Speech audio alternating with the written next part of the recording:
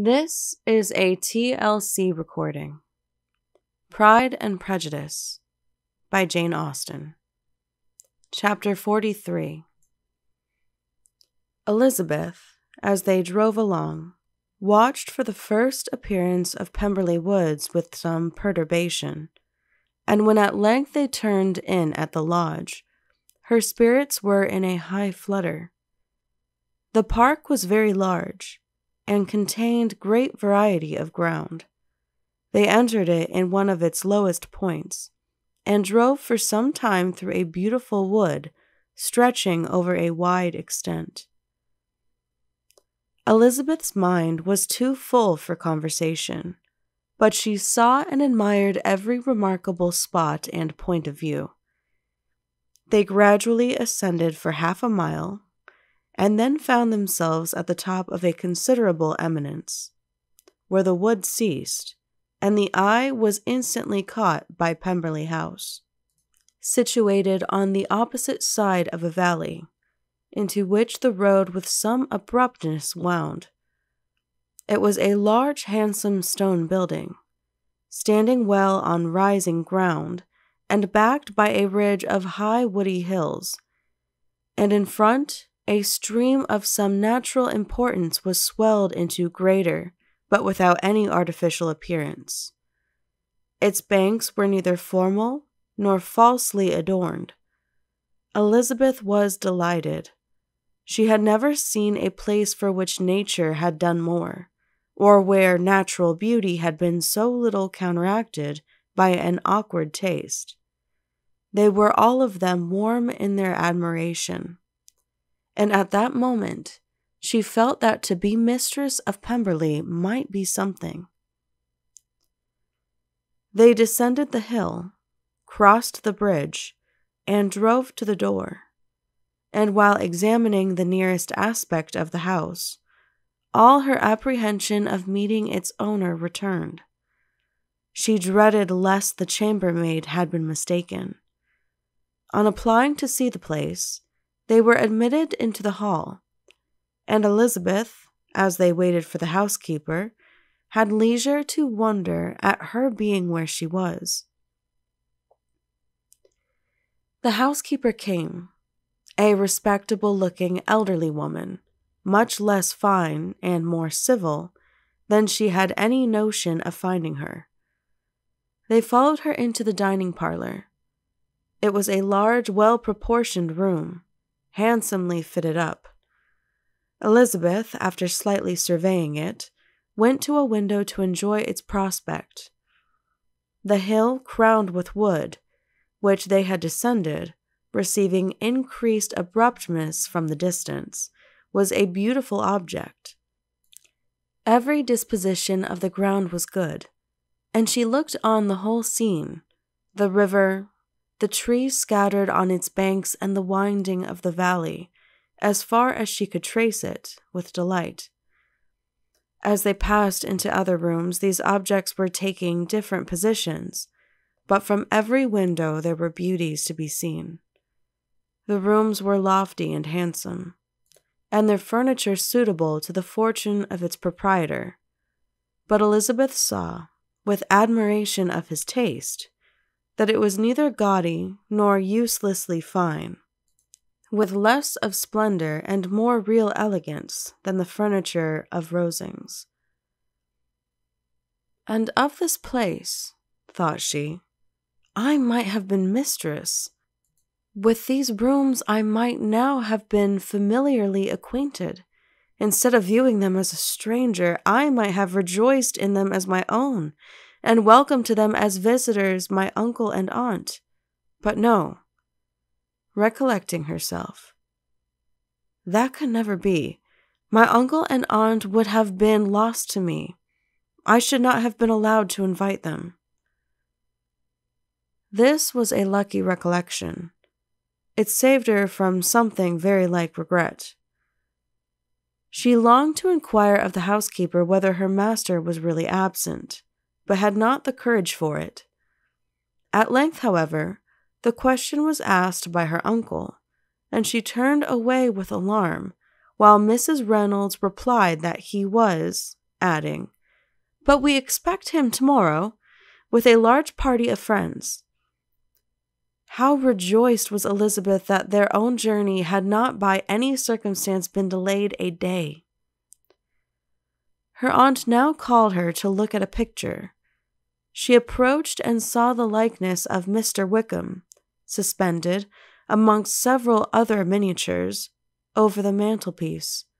Her aunt asked her smilingly how she liked it. The housekeeper came forward and told them it was a picture of a young gentleman, the son of her late master's steward, who had been brought up by him at his own expense. "He is now gone into the army," she added, "but I am afraid he has turned out very wild." Mrs. Gardiner looked at her niece with a smile, but Elizabeth could not return it. "And that," said Mrs. Reynolds, pointing to another of the miniatures, "is my master, and very like him. It was drawn at the same time as the others, about 8 years ago." "I have heard much of your master's fine person," said Mrs. Gardiner, looking at the picture. "It is a handsome face. But, Lizzie, you can tell us whether it is like or not." Mrs. Reynolds' respect for Elizabeth seemed to increase on this intimation of her knowing her master. "Does that young lady know Mr. Darcy?" Elizabeth colored and said, "A little." "And do not you think him a very handsome gentleman, ma'am?" "Yes, very handsome." "I am sure I know none so handsome, but in the gallery upstairs you will see a finer, larger picture of him than this. This room was my late master's favorite room, and these miniatures are just as they used to be then. He was very fond of them." This recounted to Elizabeth for Mr. Wickham's being among them. Mrs. Reynolds then directed their attention to one of Miss Darcy, drawn when she was only 8 years old. "And is Miss Darcy as handsome as her brother?" said Mrs. Gardiner. "Oh, yes, the handsomest young lady that ever was seen, and so accomplished. She plays and sings all day long. In the next room is a new instrument just come down for her, a present from my master. She comes here tomorrow with him." Mr. Gardiner, whose manners were very easy and pleasant, encouraged her communicativeness by his questions and remarks. Mrs. Reynolds, either by pride or attachment, had evidently great pleasure in talking of her master and his sister. "Is your master much at Pemberley in the course of the year?" "Not so much as I could wish, sir, but I dare say he may spend half his time here, and Miss Darcy is always down for the summer months." "Except," thought Elizabeth, "when she goes to Ramsgate." "If your master would marry, you might see more of him." "Yes, sir, but I do not know when that will be. I do not know who is good enough for him." Mr. and Mrs. Gardiner smiled. Elizabeth could not help saying, "It is very much to his credit, I am sure, that you should think so." "I say no more than the truth, and everybody will say that knows him," replied the other. Elizabeth thought this was going pretty far, and she listened with increasing astonishment as the housekeeper added, "I have never known a cross word from him in my life, and I have known him ever since he was 4 years old." This was praise, of all others most extraordinary, most opposite to her ideas. That he was not a good-tempered man had been her firmest opinion. Her keenest attention was awakened. She longed to hear more and was grateful to her uncle for saying, "There are very few people of whom so much can be said. You are lucky in having such a master." "Yes, sir, I know I am. If I were to go through the world, I could not meet with a better. But I have always observed that they who are good-natured when children are good-natured when they grow up, and he was always the sweetest-tempered, most generous-hearted boy in the world. Elizabeth almost stared at her. Can this be Mr. Darcy? Thought she. His father was an excellent man, said Mrs. Gardiner. Yes, ma'am, that he was indeed, and his son will be just like him, just as affable to the poor. Elizabeth listened, wondered, doubted, and was impatient for more. Mrs. Reynolds could interest her on no other point. She related the subjects of the pictures, the dimensions of the rooms, and the price of the furniture in vain. Mr. Gardiner, highly amused by the kind of family prejudice to which he attributed her excessive commendation of her master, soon led again to the subject, and she dwelt with energy on his many merits as they proceeded together up the great staircase.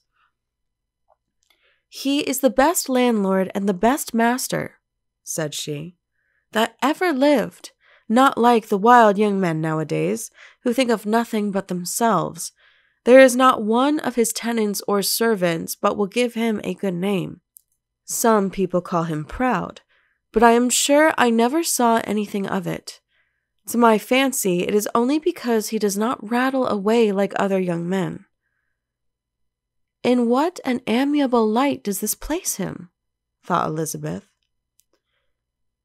This fine account of him, whispered her aunt as they walked, is not quite consistent with his behavior to our poor friend. Perhaps we might be deceived.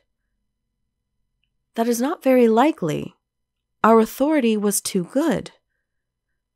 On reaching the spacious lobby above, they were shown into a very pretty sitting room, lately fitted up with greater elegance and lightness than the apartments below, and were informed that it was but just done to give pleasure to Miss Darcy, who had taken a liking to the room when last at Pemberley.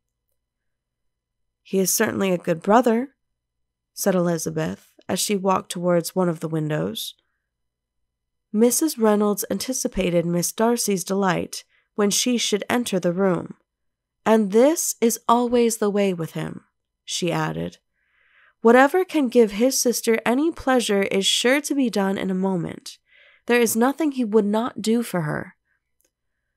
The picture gallery and 2 or 3 of the principal bedrooms were all that remained to be shown. In the former were many good paintings, but Elizabeth knew nothing of the art, and from such as had been already visible below, she had willingly turned to look at some drawings of Miss Darcy's, in crayons, whose subjects were usually more interesting, and also more intelligible. In the gallery, there were many family portraits, but they could have little to fix the attention of a stranger. Elizabeth walked in quest of the only face whose features would be known to her. At last it arrested her, and she beheld a striking resemblance to Mr. Darcy, with such a smile over the face as she remembered to have sometimes seen when he looked at her. She stood several minutes before the picture, in earnest contemplation, and returned to it again before they quitted the gallery. Mrs. Reynolds informed them that it had been taken in his father's lifetime. There was certainly at this moment, in Elizabeth's mind, a more gentle sensation towards the original than she had ever felt at the height of their acquaintance. The commendation bestowed on him by Mrs. Reynolds was of no trifling nature. What praise is more valuable than the praise of an intelligent servant? As a brother, a landlord, a master, she considered how many people's happiness were in his guardianship, how much of pleasure or pain was it in his power to bestow, how much of good or evil must be done by him. Every idea that had been brought forward by the housekeeper was favorable to his character, and as she stood before the canvas on which he was represented, and fixed his eyes upon herself, she thought of his regard with a deeper sentiment of gratitude than it had ever raised before. She remembered its warmth, and softened its impropriety of expression. When all of the house that was open to general inspection had been seen, they returned downstairs, and, taking leave of the housekeeper, were consigned over to the gardener, who met them at the hall door. As they walked across the hall towards the river, Elizabeth turned back to look again.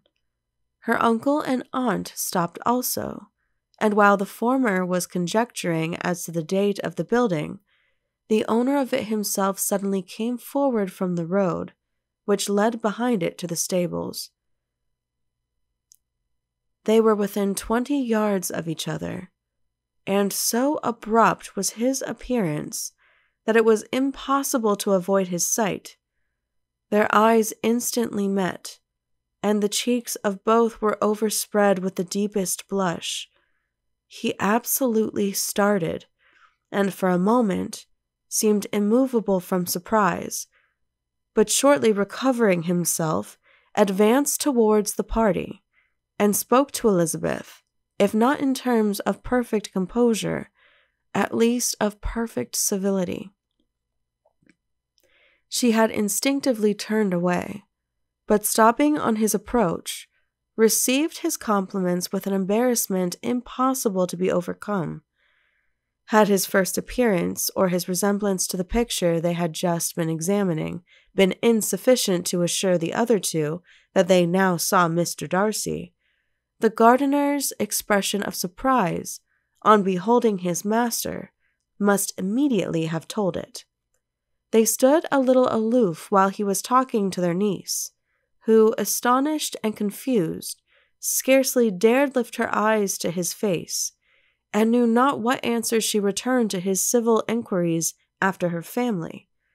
Amazed at the alteration of his manner since they last parted, every sentence that he uttered was increasing her embarrassment, and every idea of the impropriety of her being found there recurring to her mind.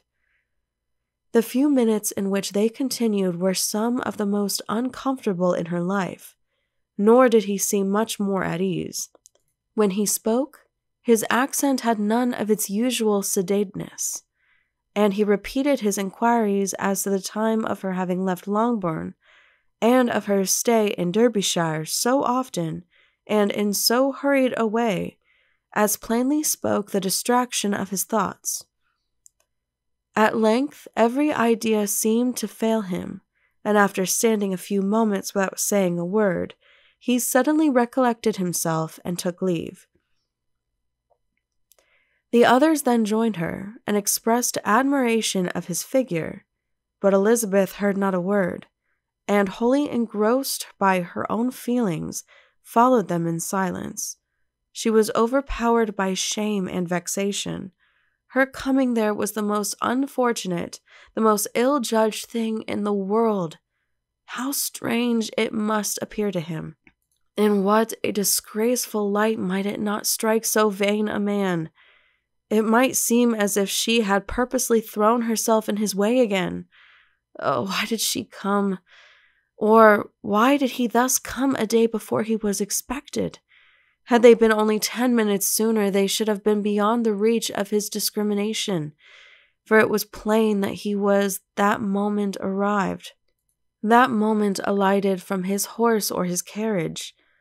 She blushed again and again over the perverseness of the meeting, and his behavior so strikingly altered. What could it mean? That he should even speak to her was amazing, but to speak with such civility, to inquire after her family, never in her life had she seen his manners so little dignified, never had he spoken with such gentleness as on this unexpected meeting. What a contrast did it offer to his last address in Rosings Park, when he put his letter into her hand. She knew not what to think, or how to account for it. They had now entered a beautiful walk by the side of the water, and every step was bringing forward a nobler fall of ground, or a finer reach of the woods to which they were approaching. But it was some time before Elizabeth was sensible of any of it, and though she answered mechanically to the repeated appeals of her uncle and aunt, and seemed to direct her eyes to such objects as they pointed out, she distinguished no part of the scene. Her thoughts were all fixed on that one spot of Pemberley House, whichever it might be, where Mr. Darcy then was. She longed to know what at the moment was passing in his mind, in what manner he thought of her, and whether, in defiance of everything, she was still dear to him. Perhaps he had been civil only because he felt himself at ease, yet there had been that in his voice which was not like ease. Whether he had felt more of pain or pleasure in seeing her, she could not tell, but he certainly had not seen her with composure. At length, however, the remarks of her companions on her absence of mind aroused her, and she felt the necessity of appearing more like herself. They entered the woods, and bidding adieu to the river for a while, ascended some of the higher grounds, when in spots where the opening of the trees gave the eye power to wander, there were many charming views of the valley, the opposite hills, with the long range of woods overspreading many, and occasionally part of the stream. Mr. Gardiner expressed a wish of going round the whole park, but feared it might be beyond a walk. With a triumphant smile, they were told that it was 10 miles round.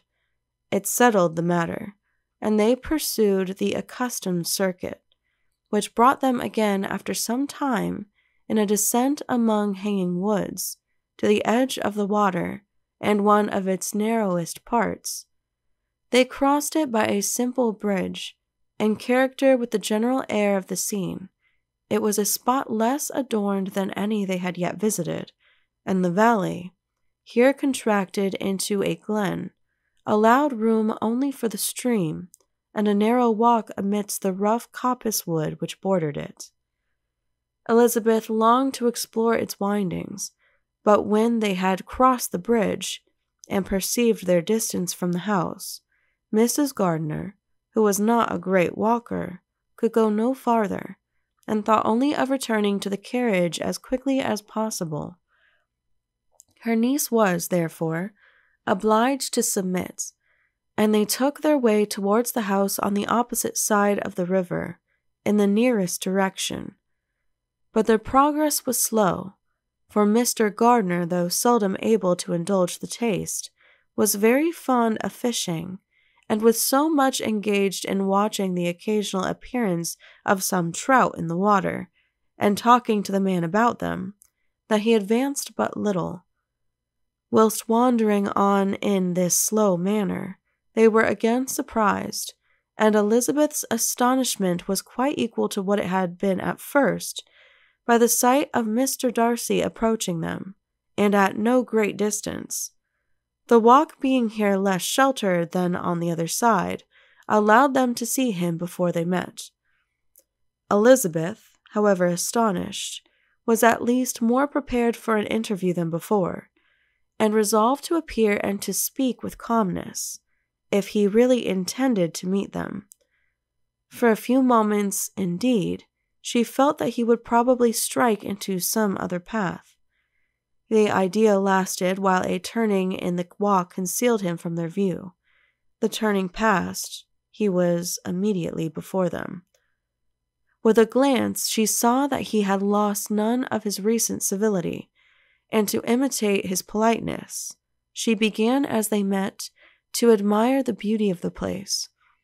But she had not got beyond the words delightful and charming when some unlucky recollections obtruded, and she fancied that praise of Pemberley from her might be mischievously construed. Her color changed, and she said no more. Mrs. Gardiner was standing a little behind, and on her pausing, he asked her if she would do him the honor of introducing him to her friends.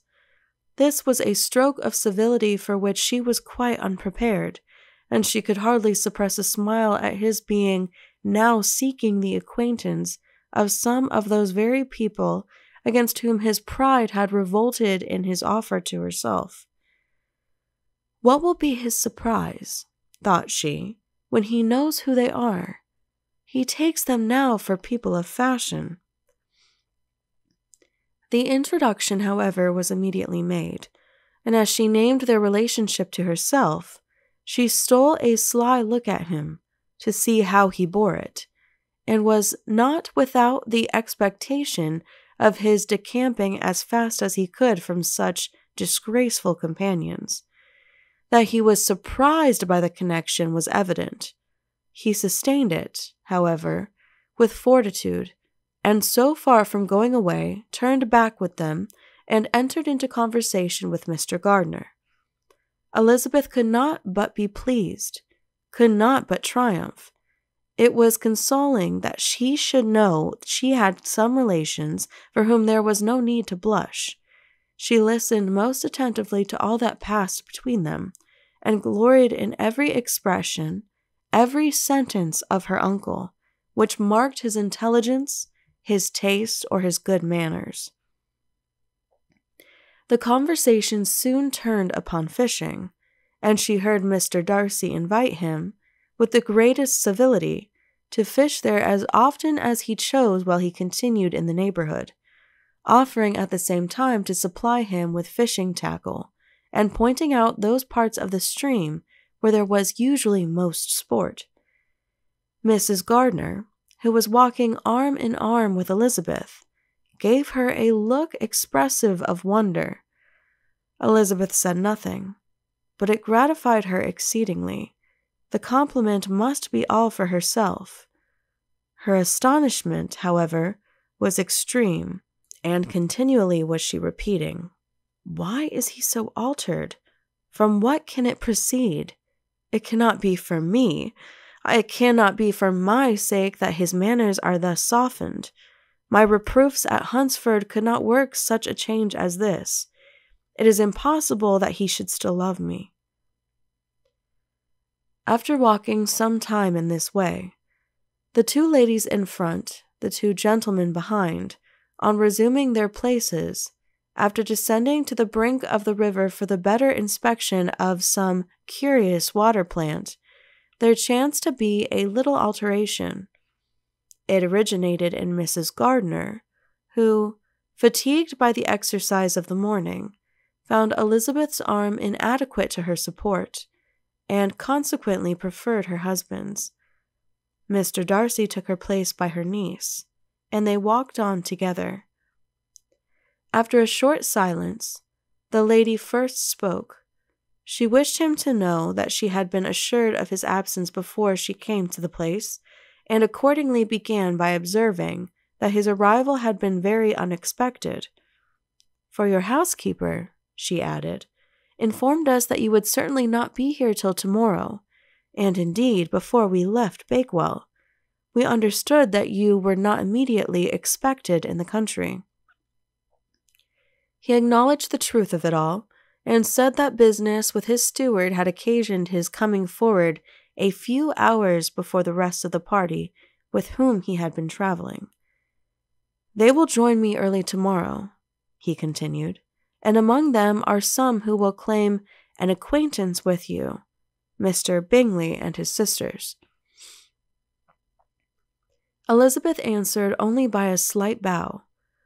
Her thoughts were instantly driven back to the time when Mr. Bingley's name had been the last mentioned between them, and, if she might judge by his complexion, his mind was not very differently engaged.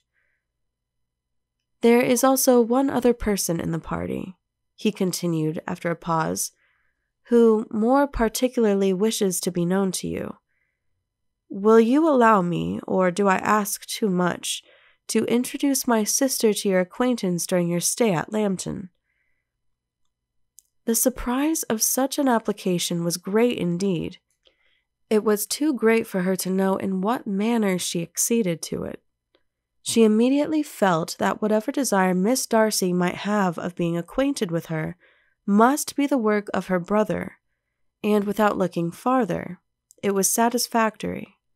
It was gratifying to know that his resentment had not made him think really ill of her. They now walked on in silence, each of them deep in thought, Elizabeth was not comfortable. That was impossible. But she was flattered and pleased. His wish of introducing his sister to her was a compliment of the highest kind. They soon outstripped the others, and when they had reached the carriage, Mr. and Mrs. Gardiner were 1/4 of a mile behind. He then asked her to walk into the house, but she declared herself not tired, and they stood together on the lawn. At such a time much might have been said, and silence was very awkward. She wanted to talk, but there seemed to be an embargo on every subject. At last she recollected that she had been traveling, and they talked of Matlock and Dovedale with great perseverance. Yet time and her aunt moved slowly, and her patience and her ideas were nearly worn out before the tete-a-tete was over. On Mr. and Mrs. Gardiner's coming up, they were all pressed to go into the house and take some refreshment, but this was declined, and they parted on each side with utmost politeness. Mr. Darcy handed the ladies into the carriage, and when it drove off, Elizabeth saw him walking slowly towards the house.